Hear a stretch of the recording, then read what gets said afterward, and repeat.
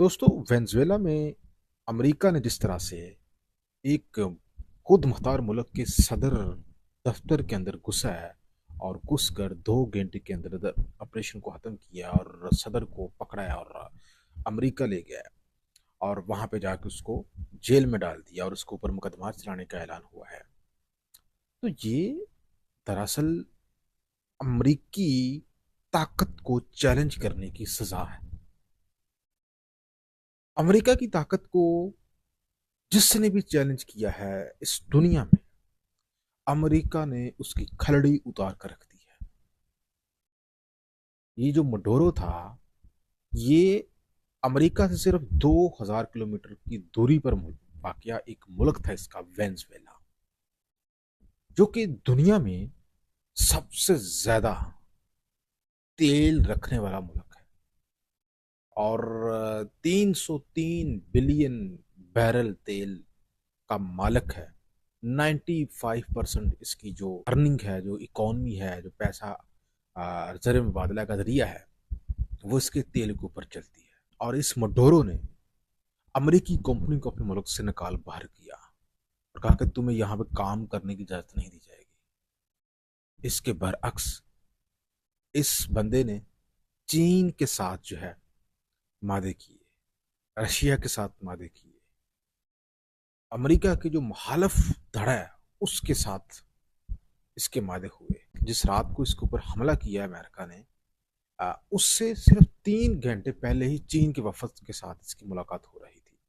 तो अमेरिका जो है वो इसको समझा रहा था कि भैया, हमारे साथ पंगा नहीं लो, हम नहीं छोड़ते किसी को, हमारी हिस्ट्री है, जो भी हमारी बात नहीं मानता हम वहां पे या तो डायरेक्ट घुसते हैं और या फिर वहां के लोगों को इस्तेमाल करके हम रजीम चेंज कर देते हैं। अब ये अमेरिका को सरेआम ललकार रहा था। इसकी आप वीडियोस देखें, इतना जज्बाती और इतना इतना इसने अमेरिका की नाक में दम कर रखा था। तो ये वक्त जो है आने ही आना था। अब इसने क्या किया था कि ये अमेरिका ने इसके ऊपर पाबंदियां कर रखी थी। ऑयल जो है ये दुनिया को बेच नहीं सकता था। इसने चीन के साथ मादे कर लिए और यूएन चीनी करेंसी में इसने तेल बेचना शुरू कर दिया। अब दुनिया में सबसे ज्यादा तेल के ज़ाहिर रखने वाला भी यही मुल्क था, वेनेजुएला। ज़ाहिर है सबसे ज्यादा तेल भी यही बरामद कर रहा था पूरी दुनिया को। और सबसे अहम बात यह थी कि वो तेल अमरीकी डॉलर में नहीं एक्सपोर्ट कर रहा था, इसके ऊपर सैंक्शंस थे। वो तेल चीनी करेंसी में एक्सपोर्ट कर रहा था। इससे क्या होता था कि इससे जो अमरीकी डॉलर था, पेट्रो डॉलर जिसको हम बोलते हैं, उसकी हाकमियत को गहरी चोट लग रही थी। और अमेरिका ये बर्दाश्त नहीं कर सकता कि कोई अमेरिकी डॉलर की जो हाकमियत है, इसको आपको पता है कि पूरी दुनिया में डॉलर में तजारत होती है। और ये क्यों होती है कि इसके पीछे भी पेट्रो डॉलर एक मादा है। 1974 में सऊदी अरेबिया और अमेरिका के दरमियान ये मादा हुआ, जिसमें ये तय पाया कि तेल जो है दुनिया में बेचा जाएगा डॉलर में। और इसी वजह से तेल खरीदने के लिए डॉलर की जरूरत होती थी। इस मादे ने पूरी दुनिया में इस डॉलर को हाकमियत दी और इस डॉलर को जिस जिसने भी रिप्लेस करने की कोशिश की, अमेरिका ने उसको निशाने पर बनाया। कि वेनेजुएला का मामला रिसेंटली हुआ है। इससे पहले थोड़ा सा पीछे जाए तो इससे पहले सदाम हुसैन, आपको पता होगा, इराक का सदर था। उसने भी अमेरिकी हाकिमियत को भी चैलेंज किया और इस डॉलर को भी चैलेंज किया और उसने यूरो के अंदर जो है तेल बेचना शुरू किया। 2003 की ये बात है। अमेरिका ने वहाँ इल्ज़ाम लगाया कि जी इसके पास खतरनाक केमिकल हथियार हैं।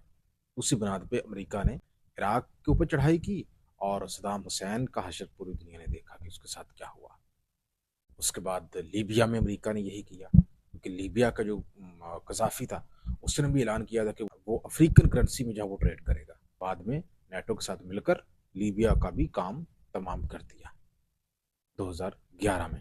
और आप दूर ना जाएं, पाकिस्तान के उस वक्त के वजीर आजम इमरान खान साहब ने जब अमेरिका को सरेआम एब्सोल्यूट नॉट कहा और कहा कि वो आपको अड्डे नहीं देगा अफगानिस्तान के लिए, तो उसको जेल में डलवा दिया। और अब वेनेजुएला के सदर, जिन्होंने अमेरिका को हाँ में हाँ नहीं मिलाई, अमेरिका को अपने और जब तक रसाई नहीं करने दी, और डॉलर को चैलेंज करते हुए चीनी करेंसी और दीगर करेंसीज में अपना तेल बेचा, और उसका नतीजा जो हुआ वो आपके सामने है।